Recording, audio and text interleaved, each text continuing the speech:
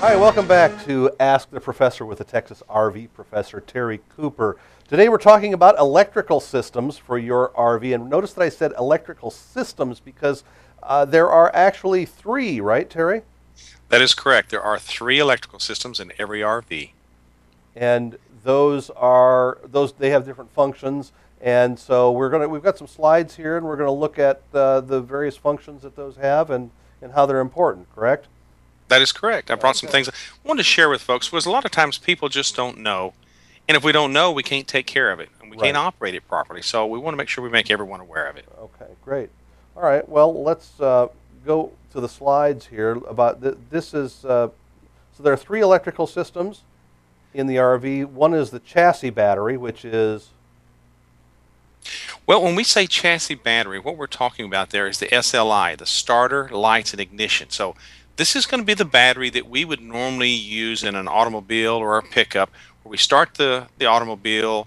We have the battery that also runs maybe the dash accessories like the radio, the blower motor, the ignition lights, anything in the dashboard that we'd be dealing with. That is what we call the SLI. Now, the battery that we use for that chassis unit or chassis battery is a standard automotive type of battery. It has the ability to get a real hard punch to get things going, and then once it gets it going, then it pulls out of service. So I always tell everybody, I said, the SLI battery or the chassis battery is like a sprinter. When it comes off the starting blocks, it comes hard and heavy, but it can't stay with you very long just because of the way it's made. okay, So then if you look at the other battery, now this is our other 12-volt battery we have in a rig. This is what we call our coach or our house battery. Now this is also a deep cycle battery. And by that we mean that it has the ability to stay with you. And I always tell everybody it's like a marathoner. It may come out of the blocks, but it's going to plod through. It's going to stay with you in, day out, as long as it's getting power charging it. And like we've talked about before, a battery really is nothing more than just a piggy bank. hmm And so as long as that piggy bank is getting a charge and being replenished, it can continue to put out. And that deep cycle battery is made to do that on a continuous basis, just a good steady flow of 12-volt electricity. And then the other one we're going to have is the 120 volt house type voltage. Now that's the type voltage that we used to see in our brick and stick homes. So if we'll go ahead and move on to the next slide, I'll show you some things here that I want to make a little more detail in it. When you look at the chassis battery, now this is the SLI. Now what's happening is if we look at in a towable unit, so like a travel trailer or fifth wheel, this battery is going to run the trailer lights, like the markers, the brake lights, and even operates the electric brakes. So what's going to happen is that battery voltage is going to come from the vehicle that's towing us. So in other words, it's going to come from the pickup or the car or the SUV or whatever's towing that trailer. We're going to use the battery voltage from that towing vehicle to operate our trailer. Now, in our next slide, you'll see that what we have here is we have a motorhome.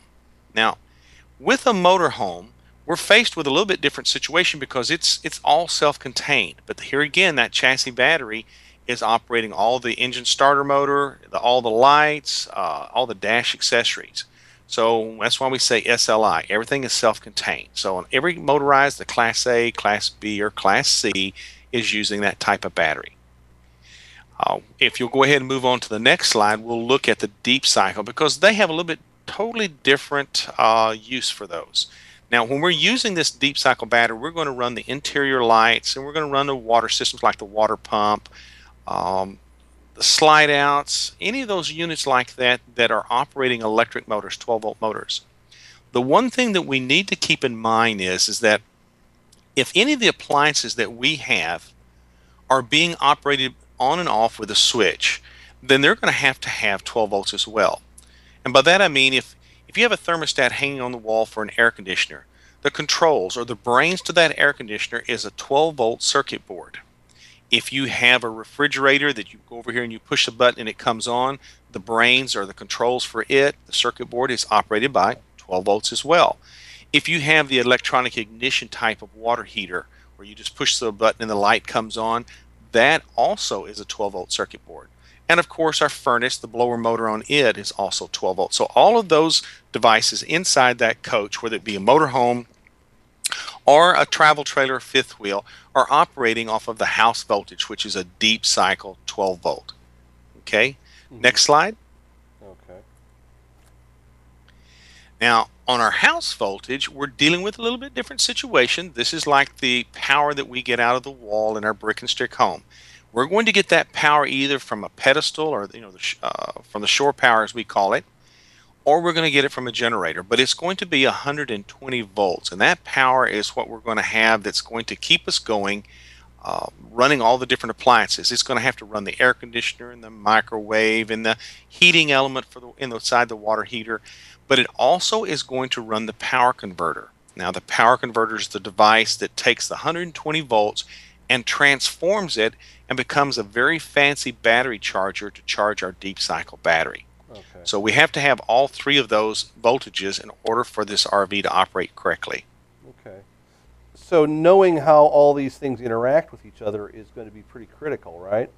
Most definitely. And what we know is that the top 10 problems that folks have with their RVs in one way or another are tied into electrical, whether it be slide outs or the firing of the water heater or the furnaces, the cook stove, the refrigerator, all of the things that we seem to see over and over again. When you really begin to look at statistically what's happening, the top 10 things are all tied into some way or another with electrical. So we need to learn how to maintain our batteries. We need to learn how to keep things clean, dry, and serviced so that way they'll operate properly. Because if we don't, we'll have what we call run to failure. In other words, they'll run till they just quit. And that's the last thing we do, because all of a sudden then that's when the cost of the repair really skyrockets. Okay. Well, so now what about safety? I mean, obviously today's modern RVs are built to strict standards, etc., but you can still run into some safety issues if you don't know what you're dealing with as well. Am I right about Most that? definitely. Yeah. And not only damaging appliances, which is probably the most likely thing, I assume, but also maybe even some personal injury from electrical mistakes. Is that possible? Most definitely. And we also have to stop and realize that with each one of these circuits or each one of these systems, they have their own set of some sort of protection devices, either fuses or circuit breakers, something there to protect the consumer, but also to keep the rig from burning to the ground. Last thing we need to do is be over here messing around and tie in different voltages over to the other systems and start causing some problems. And so with that being said, we can talk about that in greater detail in some other shows, because these are things that we all need to be aware of, just the basic systems, and then learn how to start operating them. And quite honestly, that's some of the things that we do at Mobile RV Academy, is we actually have classes to where we train people on how to service their own rigs, because we know that 80% of the things that we have wrong with our RVs are things we can fix ourselves. That's right. If somebody would just show us how. There's the philosophy right there from the Texas RV professor. Stay with us. We're going to be right back with your questions.